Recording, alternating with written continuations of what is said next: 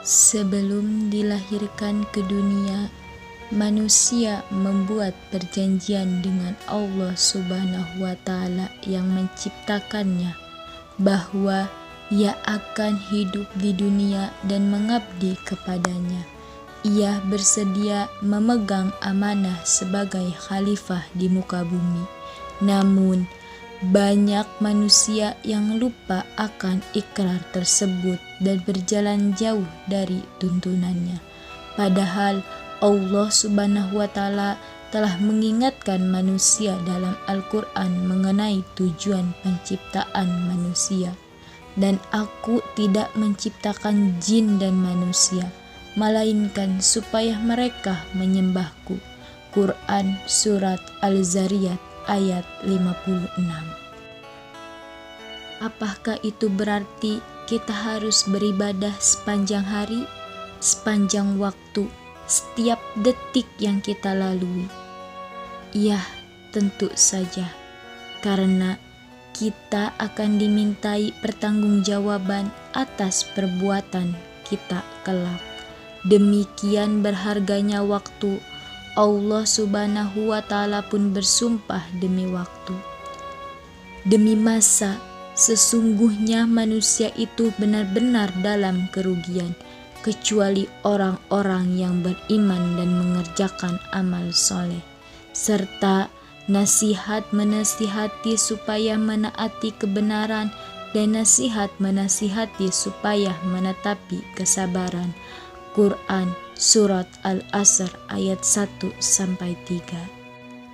Meski begitu, tidak berarti kita harus sholat terus-menerus sepanjang waktu, puasa tanpa berbuka, atau membaca dan menghafal Al-Quran sepanjang hari, atau beribadah ritual lainnya setiap saat. Karena ibadah tak hanya diartikan sebagai kegiatan ritual semata, tetapi juga kegiatan sosial dan muamalah. Kita bekerja, berdagang, belajar, memasak, mencuci piring, bahkan mandi setiap hari juga sebagai ibadah jika memang diniatkan demikian. Bukankah segala perbuatan akan dinilai oleh Allah Subhanahu wa Ta'ala tergantung pada niatnya? Mengapa kegiatan-kegiatan yang berorientasi kehidupan dunia disebut ibadah? Karena demikianlah Allah memerintahkan. Hidup manusia haruslah seimbang. Allah menciptakan siang untuk bekerja dan malam untuk beristirahat. Allah juga menyuruh manusia untuk menikah dan berketurunan. Dia memberikan tuntunan bagi manusia untuk bermuamalah dengan sesama manusia, baik orang tua, anak, tetangga, maupun fakir miskin. Semua tuntunan itu sudah lengkap dalam Al-Quran.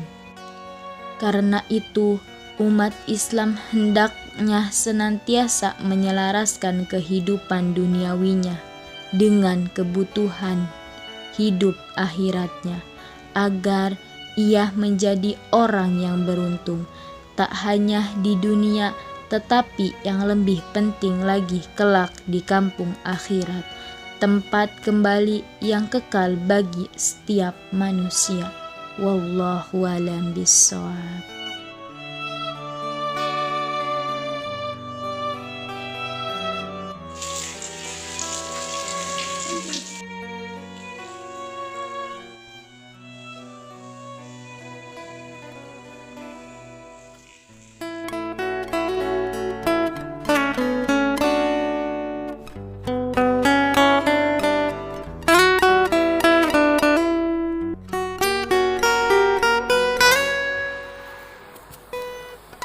Kenalkah Anda dengan sholat?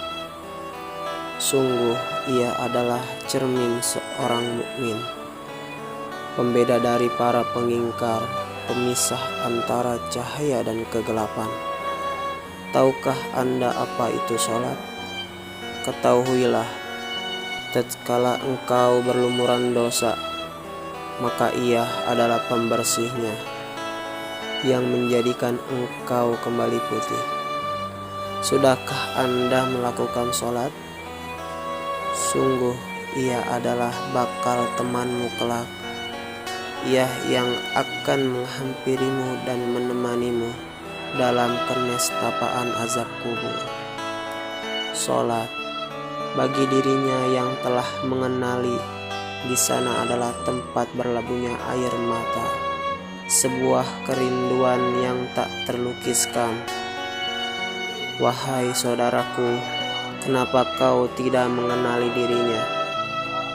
Kau abaikan keberadaannya, padahal engkau tahu ia memiliki hak dirimu. Wahai saudaraku, kasihanilah dirimu. Kini engkau tak pedulikan ia, tetapi kelak ia yang akan menyungkurkanmu.